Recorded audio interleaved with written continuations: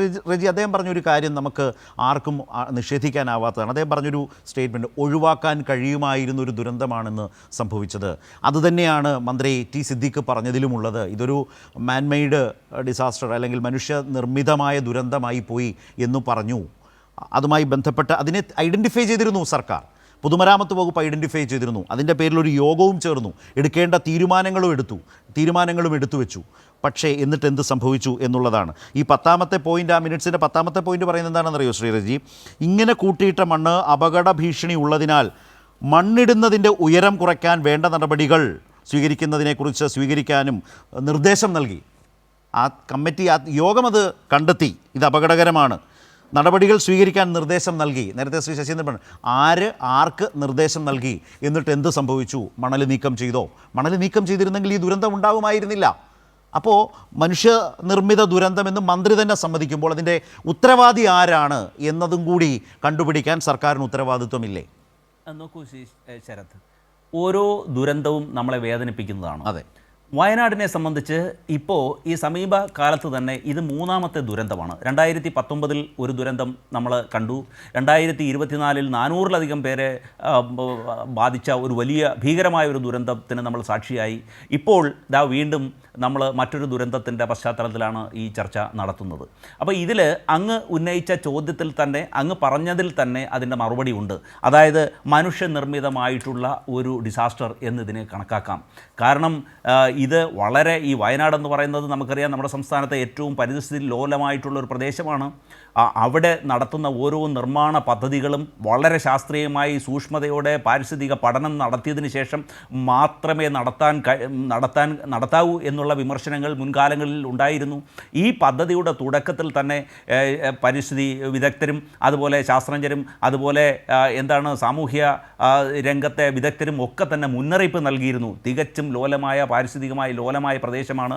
അവിടുത്തെ ഓരോ നിർമ്മാണവും അവിടുത്തെ സാഹചര്യം അനുസരിച്ച് മാത്രമേ നിർവഹിക്കാൻ കഴിയൂ എന്നുള്ളത് പറഞ്ഞിരുന്നു. അതുമാത്രമല്ല, അന്ന് UDFൻ്റെ പ്രതിപക്ഷ നേതാവായിരുന്ന ബഹുമാന്യനായ ഇന്നത്തെ മുഖ്യമന്ത്രി ശ്രീ VD സതീശൻ വളരെ അസന്ധിഗ്ധമായി ഈ നിർമ്മാണ പദ്ധതിയെ വിമർശിച്ചുകൊണ്ട് അദ്ദേഹം പറഞ്ഞു, വളരെ സൂക്ഷ്മമായിട്ടും വളരെ വിപുലമായും ഉള്ള പാരിസ്ഥിതിക പഠനം നിർവഹിച്ചതിന് ശേഷം മാത്രമേ ഈ പദ്ധതിക്ക് അംഗീകാരം നൽകൂ എന്ന് പറഞ്ഞു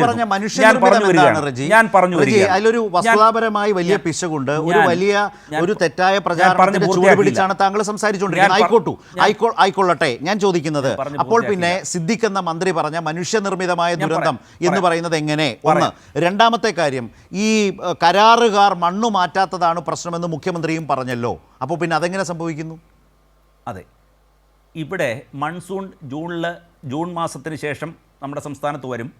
നമ്മൾ 2017-ലെയും 2018-ലെയും ഭയങ്കരമായ വെള്ളപ്പൊക്കത്തെ നമ്മൾ കണ്ടു. അതെല്ലാം ഓഗസ്റ്റ് 14, 15 തീയതികളിലായിരുന്നു 2018-ലെ മഹാപ്രളയം ഉണ്ടായതെന്ന് നമുക്കറിയാം.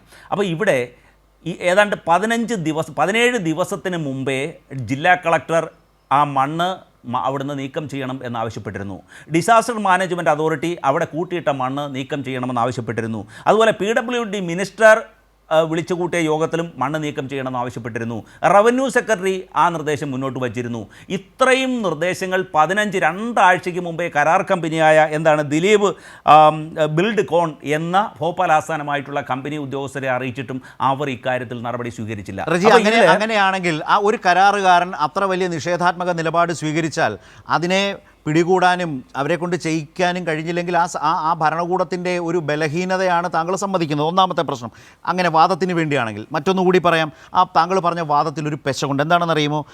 ഈ പറഞ്ഞ താങ്കൾ തന്നെ സമ്മതിച്ച 25-ാം തീയതിയിലത്തെ യോഗത്തിലെ ഒരു 9ാമത്തെ പോയിന്റിൽ തീരുമാനത്തിൽ പറയുന്നൊരു വാചകം ഞാനൊന്ന് വായിക്കാം. അതിൽ കൂട്ടിയിട്ട മണ്ണ് നിലവിൽ ടാർപാളിംഗ് ഉപയോഗിച്ച് വെള്ളമിറങ്ങാതെ പരമാവധി കവർ ചെയ്തിട്ടുണ്ടെന്നും കൂടുതൽ മണ്ണ് സൂക്ഷിക്കാൻ അനുയോജ്യമായ സ്ഥലമില്ല എന്നും കരാർ കമ്പനി അറിയിച്ചു. അനുയോജ്യമായ സ്ഥലം കണ്ടെത്താൻ ജില്ലാ ഭരണകൂടത്തിൻ്റെ സഹായം തേടാനും തീരുമാനിച്ചു. ഇത് കരാറുകാരന് കണ്ടുപിടിക്കാൻ കഴിയുമോ? അപ്പോൾ ജില്ലാ ഭരണകൂടം സ്ഥലം കണ്ടുപിടിച്ചു കൊടുത്തോ? അങ്ങനെ ഈ മണ്ണ് അപകട ഭീഷണിയുള്ള ഈ മണ്ണ് 1 ലക്ഷം ക്യൂബിക് മീറ്റർ മണ്ണ് മാറ്റാൻ ജില്ലാ ഭരണകൂടം എന്ത് സഹായം ഈ കരാറുകാർക്ക് ചെയ്തു കൊടുത്തു? 25-ൻ്റെ യോഗം ചേർന്നതല്ലാതെ 2 ആഴ്ചയാകാൻ പോകുന്നു. ഒരു സമീപനവും ഒരു നടപടിയും ഉണ്ടായിട്ടില്ല.